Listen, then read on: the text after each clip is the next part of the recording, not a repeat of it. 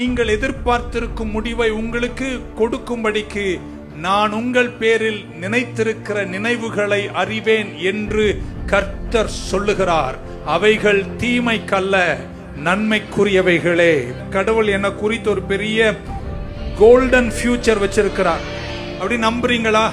நான் இயேசுவை நம்பினேன், ஏதோ வாழ்ந்தேன், ஏதோ ஒரு வாழ்க்கை வாழ்ந்தேன், அப்படி செதறி வாழ்ந்தேன், அப்படியெல்லாம் இல்லைங்க. இயேசுவை நம்பி வாழ்ற நீங்க, உங்களை குறித்த தேவனுடைய நோக்கம் ரொம்ப பெருசு. அந்த கரையில தான் நான் நிற்பேன்னு சொல்றவங்க மட்டும் ஒரு அல்லேலூயா சொல்ல மாட்டீங்களா? வழியில சிலதெல்லாம் வரும், தொல்லைங்க, துன்பங்கள், வேண்டாததெல்லாம் வழியில வரும். அதெல்லாம் ஜெயிக்கிற கிருபைக்காக தான் கடவுள் உங்க கூட இருக்கிறார். அவர் கிருபை உங்களுக்கு தருவார், அந்தந்த காலத்தில் வசனத்தை தருவார், ஜெயிக்கிற பலனை தருவார். ஆகையால் மீண்டும் சொல்ற, உங்களை குறித்த கர்த்தருடைய நோக்கங்கள் எல்லாம் நன்மைக்குரியது, தீமைக்குரியவைகள் அல்ல. God is going to give you a great future.